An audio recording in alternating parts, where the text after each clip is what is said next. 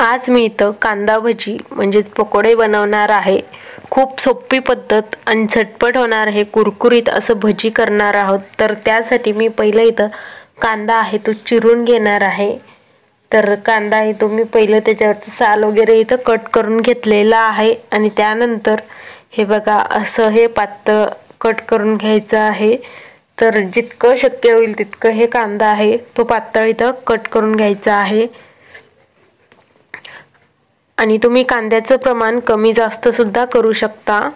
तुम्ही जितकं जास्त कांदा घालाल तेवढं जास्त हे छान असं कुरकुरीत आपलं हे भजी होणार आहेत। तर मी साधारण एक छोटे छोटे आकाराचे 4 ते 5 कांदे मी इथं पहिलं कट करून घेणार आहे। तर आज आपण हे झटपट होणारी रेसिपी आहे आणि गरमागरम असं कुरकुरीत भजी आणि त्यासोबत चहा वगैरे खूप छान लागतं किंवा तुम्ही हे कधी करू शकता भजी। तर मी इथं एक साधारण 4 ते 5 छोटे छोटे आकाराचे कांदे कट करून घेतलेला आहे आणि त्याचं असं हे छोटे छोटे स्लाइस आहेत असं वेगळं करून घ्यायचे आहेत। तर हाताने असं मी पहिलं 2 ते 3 मिनिटं छान असं कांद्याला चुरून घेतलं, म्हणजे असं वेगवेगळे होतील। आणि त्यानंतर इथं एक मोठं ताट घ्यायचं आहे। त्या ताटामध्ये सगळे आपण जे कांदा कट करून घेतलेले आहेत तर ते ह्याच्यामध्ये घालायचं आणि त्यानंतर ह्याच्यामध्ये पहिलं मीठ घालायचं आहे।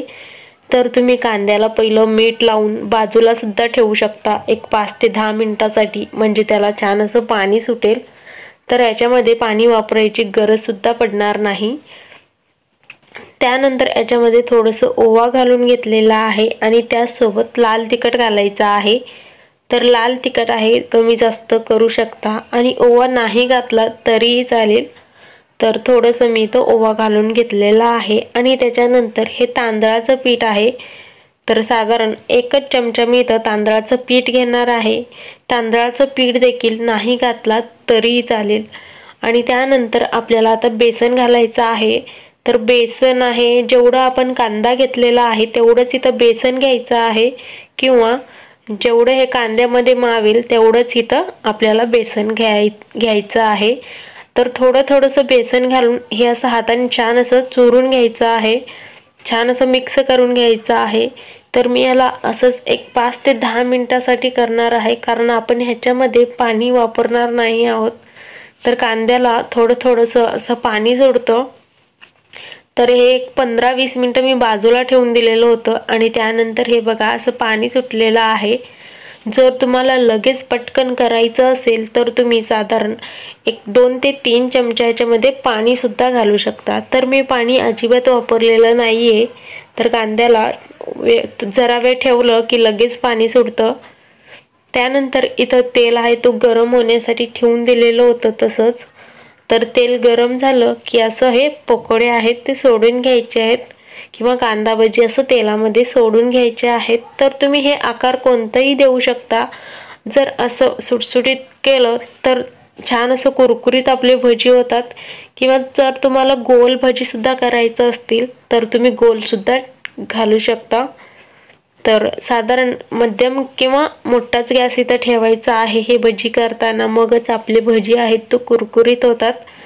त्यानंतर 3 ते 4 मिनिटानंतर हे आपले भजी आहे तो छान असं कुरकुरीत होतील आणि ह्याच्यामध्ये आपण काही सोडा वगैरे वापरलेलं नाहीये आणि तांदळाचं पीठ वापरल्यामुळे छान असं कुरकुरीत होतात, किंवा नाही वापरला तरी कुरकुरीत होणार आहेत।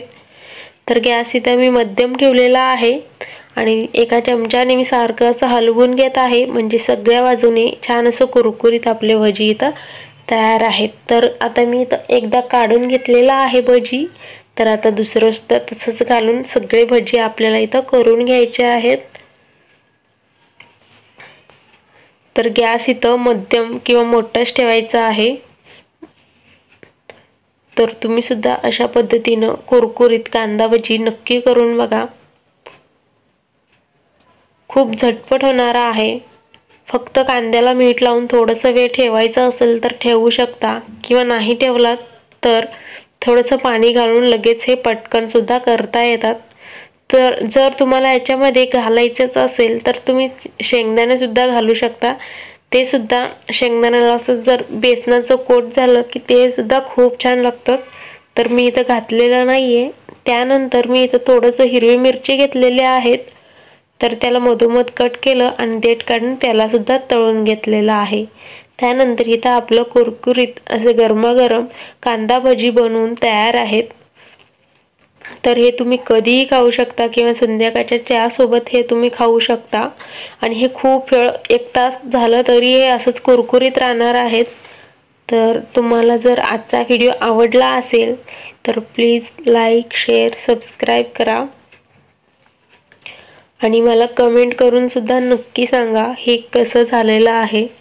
आणि कलर तर खूपच छान दिसत आहे आणि हे सोबत मिरची असल्यामुळे तर भजी आहे तो खूपच छान लागणार आहे.